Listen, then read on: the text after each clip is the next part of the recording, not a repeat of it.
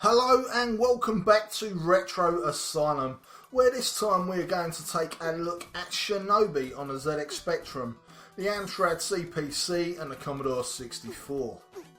The Shinobi was first released by Sega into the arcades in late 1987, and I always felt that it borrowed a lot of its key gameplay elements from Namco's Rolling Thunder, which had appeared in the arcades a year earlier. However, it did introduce a couple of things that Rolling Thunder didn't have, namely ender level bosses and a smart bomb in the form of ninja magic. Okay, so let's take a look at the ZX Spectrum version.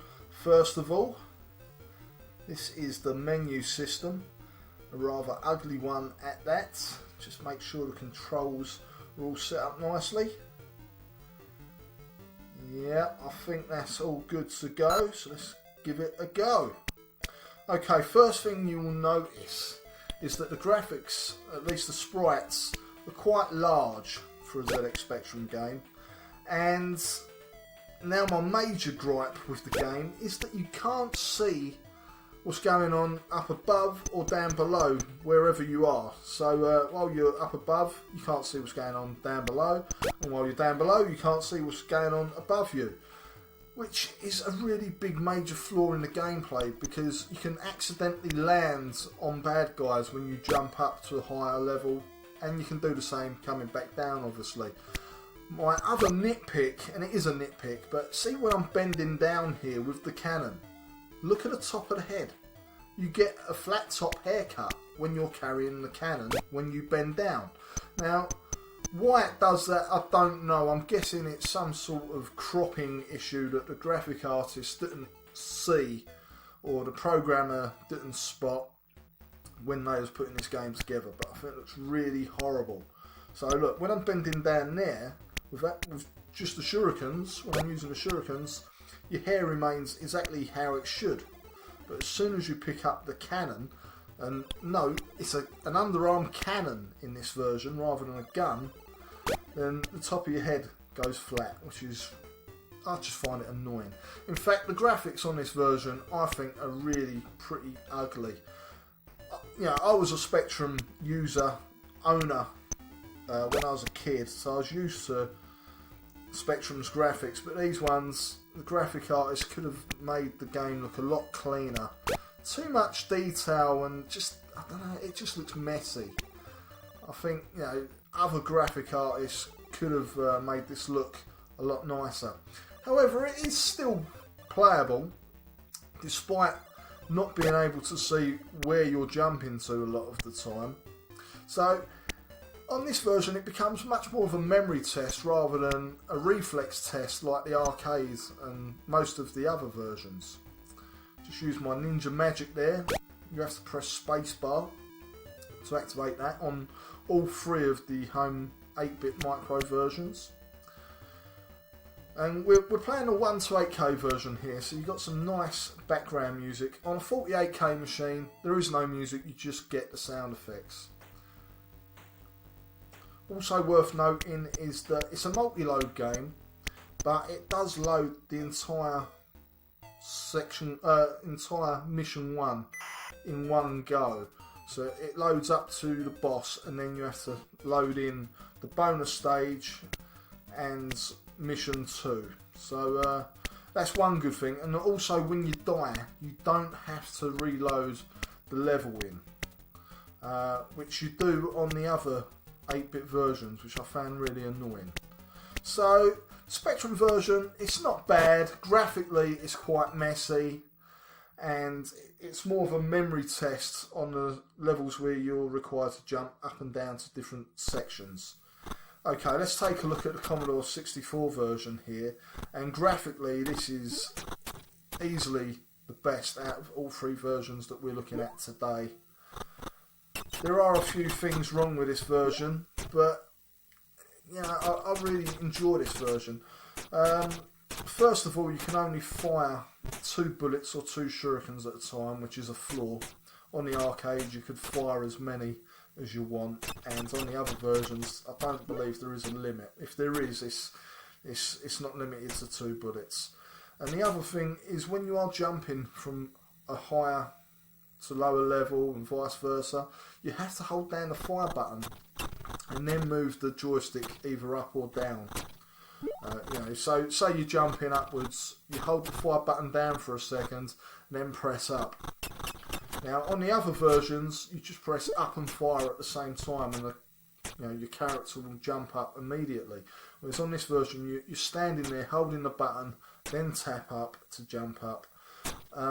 It just makes the game less fair because you're waiting around for the game to register pressing the fire button down and then up.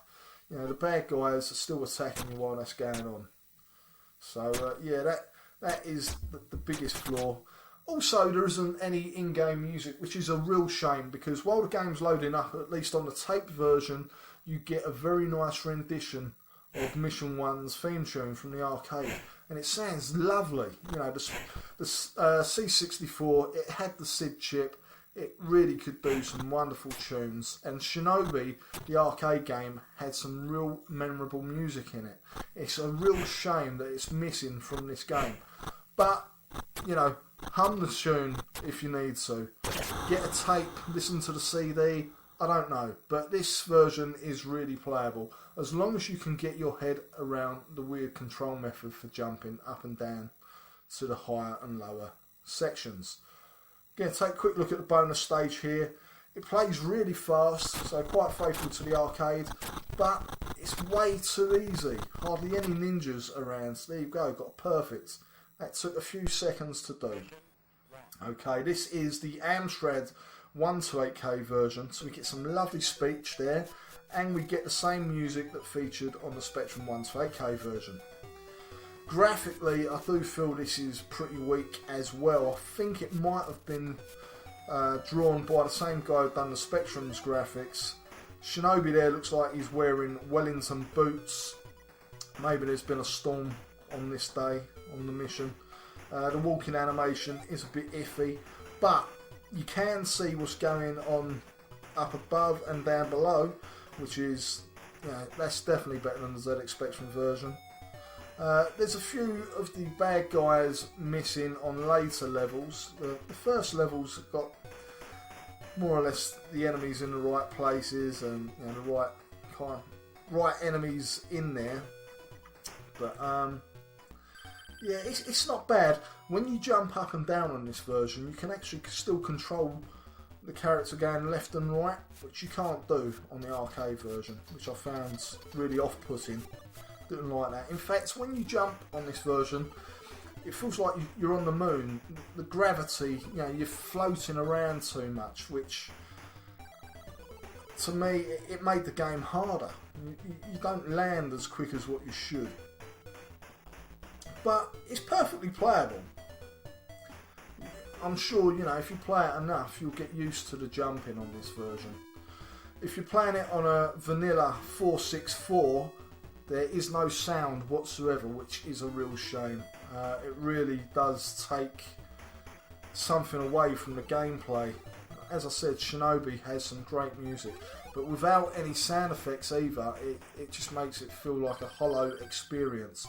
So if you are going to play it, make sure you play it on a 128K machine, and I highly recommend that you play any of these versions on a disc format, because the multi-load, especially on the Commodore 64 and the Amstrad, is terrible because it only loads in one section of each level at a time.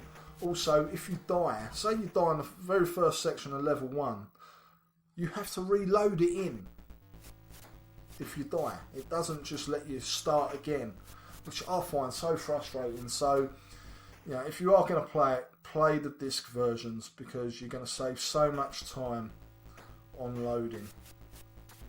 So yeah, what do I say is the best version? Well, it's not really for me to judge, I guess, but this is 8-Bit Wars, so I'm going to go with the Commodore 64 version. For me, it is the closest to the arcade, as long as you can get your head around the control method of the jump.